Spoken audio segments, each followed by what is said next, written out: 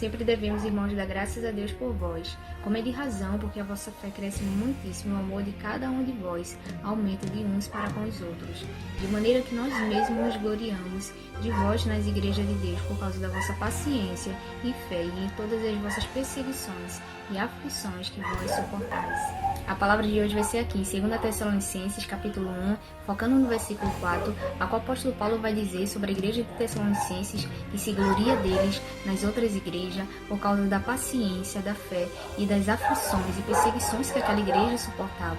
E é sobre isso que a gente vai falar hoje. Irmãos, não focando na história da igreja de Tessalonicenses, mas focando ali no exemplo deles de paciência, de aflições, de perseguições e de fé. Vamos falar sobre cada um desses pontos, o qual a palavra de Deus também nos dá base sobre cada uma dessas coisas que nos acontece no meio da caminhada cristã.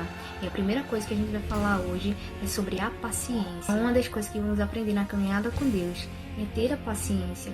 O próprio Senhor Jesus Cristo foi aquele que suportou tudo com paciência. O apóstolo Paulo também é um grande exemplo de paciência no meio das aflições, no meio de perseguições, no meio de muitas lutas e prisões.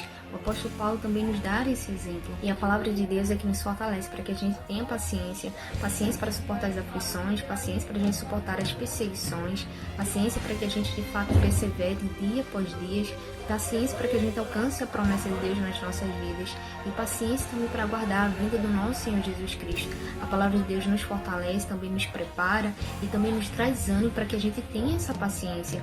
Em 1 Pedro, capítulo de número 5, versículo de número 7 e 8, vai dizer: "Sede, pois, irmãos, pacientes até a vinda do Senhor.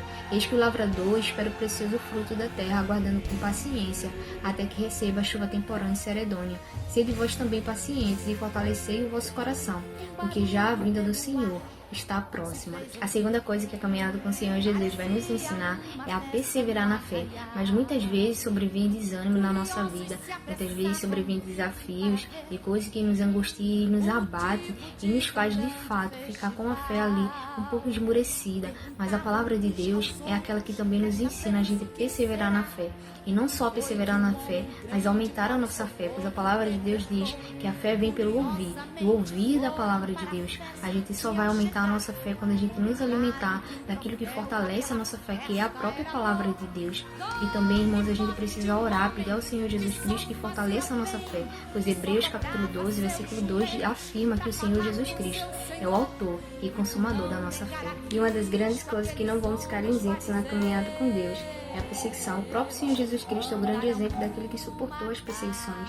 E ele diz em sua palavra, em João capítulo de número 15, no versículo de número 20, "Lembrai-vos das palavras que vos disse, não é o servo maior do que o seu Senhor.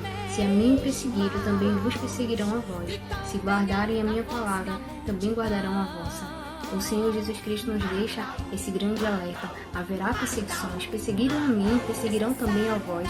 E a gente lembra do apóstolo Paulo, com grandes perseguições ele suportou, mas o Senhor Jesus deu graça para ele, suportou a cada uma das suas perseguições. A nossa caminhada com Deus, muitas vezes vamos ser perseguidos na escola, no trabalho ou no ambiente em qual a gente passar na nossa vida. Mas a gente deve perseverar, assim como o próprio Senhor Jesus Cristo perseverou e suportou as perseguições. E todos os outros apóstolos também suportaram perseguição.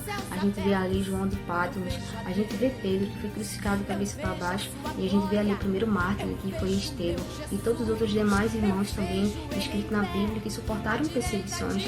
E muitos há irmãos ao redor do mundo inteiro que suportam perseguições por amor de Cristo, por amor da justiça. E não só aconteceu no passado, também como tem acontecido atualmente. A gente vê o caso ali da Nigéria e vê o caso ali do Sudão, tantos irmãos morrendo por amor a Cristo, perseguidos e suportando as perseguições. E a perseguição, irmãos, não é algo opcional, mas a perseguição é a consequência daqueles que querem viver piamente em Cristo Jesus. A gente vê o apóstolo Paulo com grandes perseguições, ele sofreu, e ele é um grande exemplo. Ele vai descrever ali como também ele não só sofreu perseguições, mas como o Senhor livrou ele ali nas perseguições. Em 2 Timóteo, capítulo número 3, versículos número 11 e 12, ele vai dizer: "Perseguições e aflições tais quais me aconteceram em Antioquia, em Icônio e em Listra, quantas perseguições sofri, e o Senhor de todas me livrou." e também todos os que piamente querem viver em Cristo Jesus padecerão perseguições. E aqui nessa palavra o apóstolo Paulo não só vai falar das perseguições, mas também das aflições, o qual o Senhor livrou ele. E muitas das vezes ele vai falar sobre as perseguições, sobre as aflições, sobre as fraquezas, sobre as tribulações que ele sofria, mas ele descreve que o Senhor o fortalecia, que o Senhor o livrava. E assim como Deus livrou ele, continua livrando também nós nas nossas vidas e nos fortalecendo. E assim como ele, que a gente possa também permanecer firme em Cristo, entendendo que ali o Senhor Jesus Cristo está nos aperfeiçoando. Em 2 Coríntios capítulo 12, versículo número 10, ele vai dizer: pelo que sinto na prazer, nas fraquezas, nas injúrias, nas necessidades, nas perseguições, nas angústias por amor de Cristo, porque quando estou fraco, então sou forte. E por fim, Efésios capítulo número 3, vai dizer: portanto vos peço, não desfaleçais nas minhas tribulações por vós, que são a vossa glória. Aqui o apóstolo Paulo está animando a igreja de Efésios, dizendo para que eles não desanimassem, para que eles não desfalecessem, não esmorecessem, porque o apóstolo Paulo estava sendo ali preso por causa deles, e isso era para a glória deles, porque o apóstolo Paulo estava pregando ali para os gentios. Isso significa, se ele estava sendo preso, perseguido, é que o evangelho de fato estava chegando nas pessoas, estava alcançando, estava mudando vidas. Isso é motivo de nos gloriar nas nossas fraquezas de fato. E aqui também nos deixa esse ensinamento para que a gente prevaleça em meio às tribulações, persevere na fé, e para que a gente entenda que isso tudo está fortalecendo a nossa fé.